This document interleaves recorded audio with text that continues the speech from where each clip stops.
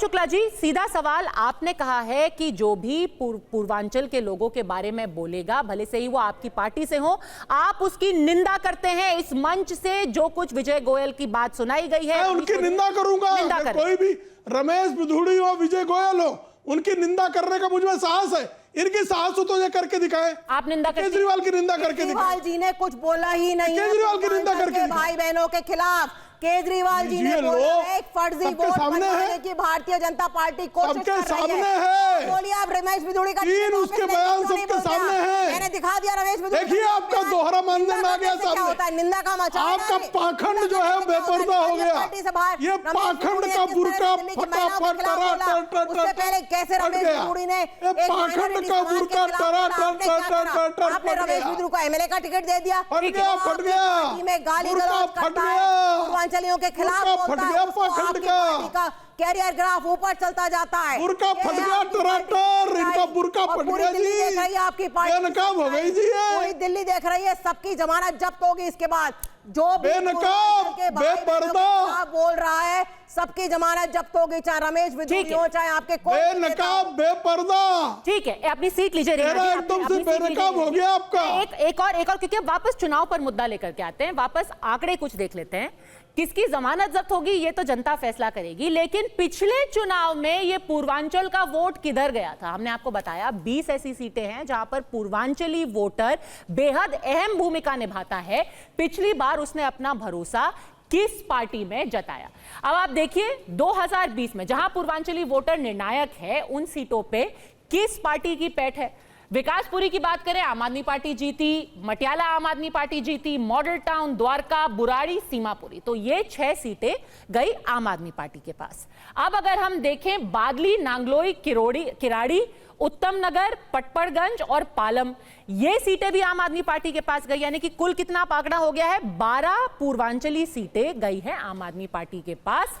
दिनेश मोहनिया जीते संगम विहार से, करावल नगर से फिर मोहन सिंह बिष्ट बीजेपी के, लक्ष्मी नगर अभय वर्मा, बदरपुर भी रामवीर सिंह बिधूड़ी जो कि अब उनके सांसद बन गए, यानी कि 13 सीटें आम आदमी पार्टी के खाते में और 3 सीटें बीजेपी के पास। तो 16 कुल अगर हम सीटें देखें अवधेश जी, जिनमें पूर्वांचली वोटर निर्णायक हैं, आम आदमी पार्टी आगे थी। चाहे जितना भी बीजेपी कह ले कि हम उनके सच्चे हितैषी हैं, आम आदमी पार्टी 16 में से 13 सीटें पिछले चुनाव में जीती थी, पूर्वांचली सीटें। इस बार क्यों बदलेगी वो?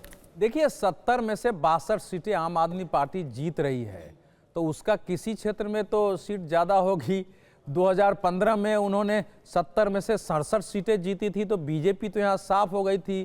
दोनों के बीच 2020 में भी वोट का अंतर 15% का था, तो इसमें तो कोई दो मत नहीं। हालांकि वो अभय वर्मा पूर्वांचली है, लेकिन ज़्यादातर सीटों पर देखेंगे तो वहाँ पूर्वांचलियों का बहुमत होते हुए या वो प्रभावी होते हुए भी जो वहाँ के उपयुक्त उम्मीदवार लगा उसको वोट दिया है।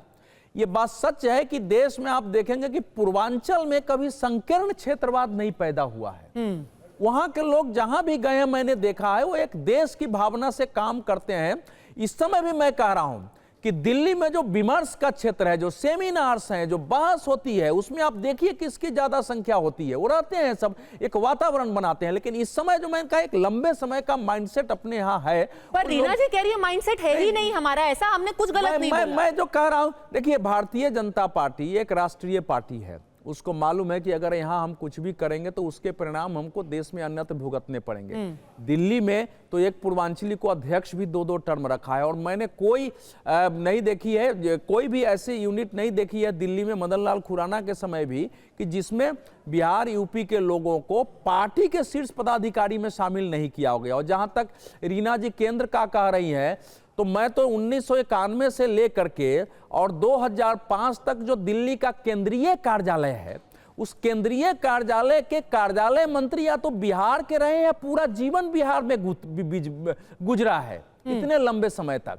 तो वो एक दूसरा पक्ष है, जो सेंट्रल ऑफिस, जो पार्लियामेंट्री पार्टी का ऑफिस है, वहां बिहार में ही पूरा जीवन भाजपा जनसंघ में गुजारने वाले ऐसे वो यूपी के थे, वो यहाँ जो है करीब करीब 6 वर्ष तक जो है उसके प्रभारी रहे। तो ये नहीं कर सकते। आम आदमी पार्टी भी कोई जानबूझ के करेगी मैं नहीं मानता हूं, लेकिन चूंकि यहाँ के लोगों के अंदर एक भाव है, अब वो चुनाव जीते हारे उन्होंने बोल दिया है, और वो पार्टी में भी ये चर्चा चलती है। आम आदमी पार्टी की एक बड़ी ताकत जो है पूर्वांचल के लोग हैं, उनके यहाँ संघर्ष किए, उस अन्ना हजारे के आंदोलन में एक बड़े फोर्स थे वो लोग। तो अब आज माइनस नहीं कर सकते हैं, लेकिन जो कुछ इस समय हुआ है वो दुर्भाग्यपूर्ण है और बता रहा है कि इस दिल्ली के आसपास के लोगों पर आप मानते हैं कि जाने अनजाने गलती हुई है?